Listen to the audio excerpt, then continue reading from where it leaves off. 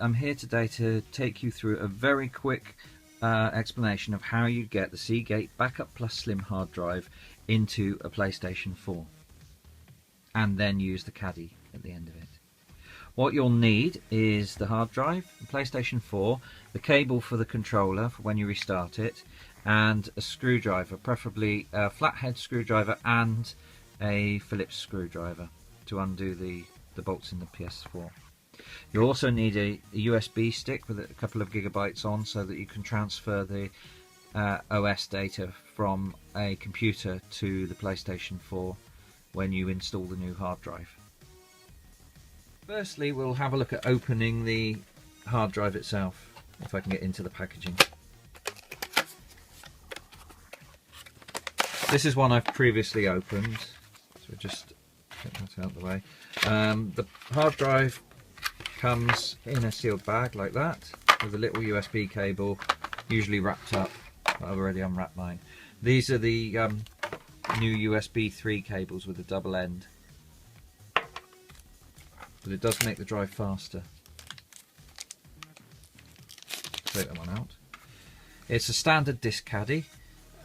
Basically it's got a very thin top layer, which you can just about see a gap underneath here, and then the bottom layer, which is all plastic. This is quite nice and smooth actually, this top layer. It's a nice looking hard drive, so you want to really be careful when you open it so you can keep hold of it and use it again when you're finished. The first thing I do before taking it apart is make sure that you plug it into a computer and make sure it's working, because the worst thing you can do is get a faulty one, open it up, avoid the warranty, and then put it in your PlayStation 4 and find it's not working. So what you want to do first of all is plug it into a computer, check that it's all working fine, try and move a file to it and from it, because it'll all be formatted already. Once you've done that and you're happy that it's working, then what you want to do is take your flathead screwdriver and very carefully prise open the lid. Now you can see on this one there's slight dents where I've done it before, so the hard drive's already out of this one and replaced, but I'll show you how to do it. So very carefully, the easiest way is to twist and then try and get underneath, and you'll hear it click. It does bend slightly, and when you first open it there'll be glue underneath, so it won't come away as easily as this, so it'll be glued. Now I can do it with my, once you've opened it a little bit, I should be able to do it with my finger now, but you'll find it hard the first time because of that glue. There's nothing underneath that will get damaged unless you prise it apart really hard or throw it on the floor, so I wouldn't worry too much about that. It's literally just a case of prising apart the casing slowly, bit by bit, going round the whole of the outside and taking it apart.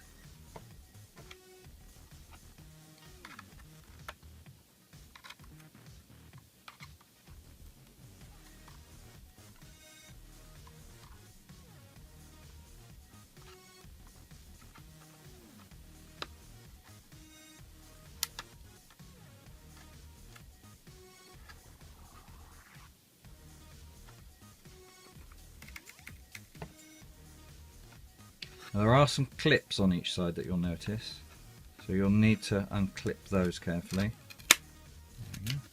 And then once you've done that, it all comes apart. So it's a very thin lid, just basically a little sponge thing to keep the hard drive in place. And then inside you've got a standard hard drive. Now this is my PlayStation 4's hard drive. So what you want to do is pull out this. If it's hard to pull out, you can go down these side parts here. There's two little gaps in the side where the clicky bits are to keep the lid on, and you can prise it up from there. That's the easiest way to get it out. You'll notice it has silver foil all around it, and the USB 3 sticking out the end. If you carefully prise away the silver foil, because if you use it, if you can do it carefully, you can use it for the PS4's hard drive later on, and it keeps it nice and safe. But if you can do that, carefully take off the foil, then you'll notice inside you've got a little controller area here. You can just take that off really carefully, like this. Just slowly pull it out, and that will come off. Then you can take the whole hard drive out, and it's literally just a normal SATA hard drive.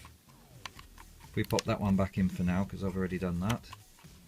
Make sure it's on properly, and then stick the silver paper back down. Then when you want to put the PlayStation 4's hard drive, which this is, back in, you simply just slot it back in place and pop the lid on, making sure it's the right way around, which I didn't.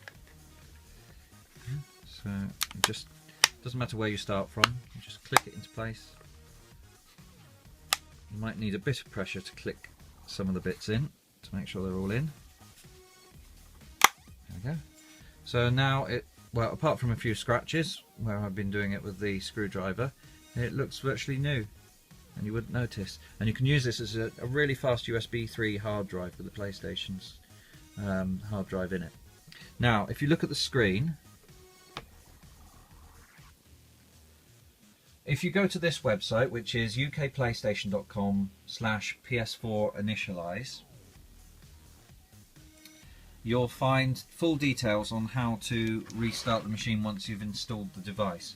So the next thing you need to do is use your USB stick and go down to the bottom of the website where it says download now here, and then download the files there, and it tells you the folders to put it in. So you want to put it in a PS4 folder and the update folder inside that PS4 folder, and then the thing that you've downloaded inside that update folder on the USB stick. Then simply take your USB stick out of your PC and get it ready to use on the PlayStation 4. Okay, so now we're at the PlayStation 4 stage.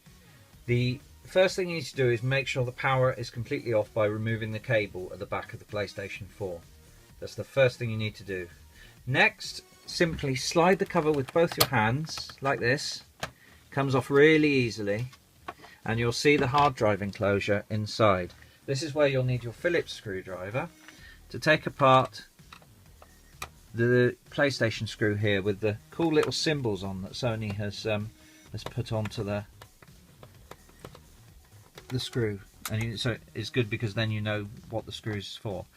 You can slide the caddy very easily out and pop the new hard drive in. It's just got 4 screws that don't over tighten because they've got little washers inside of them. So 2 here and 2 the other side. Then we pop that back in with the new hard drive in it. Do the screw up.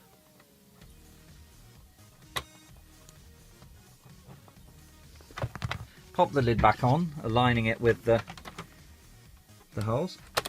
There we go. And then pop the power supply back in.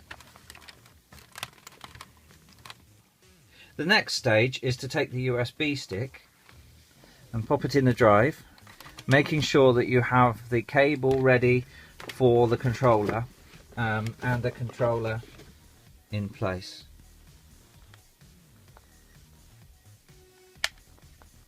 So we have our controller now on USB because it will ask for the controller. Then you press the power button down for 7 seconds until you hear a second beep.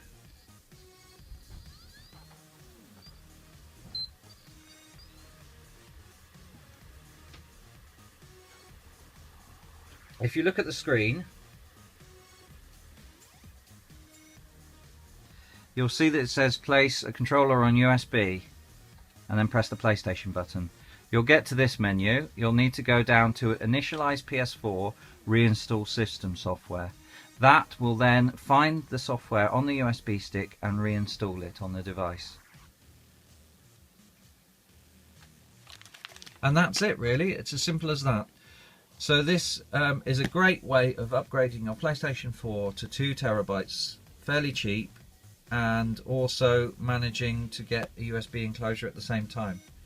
Thanks to Want in Exeter for supplying me with this, and please check out the rest of our videos. Thanks for watching.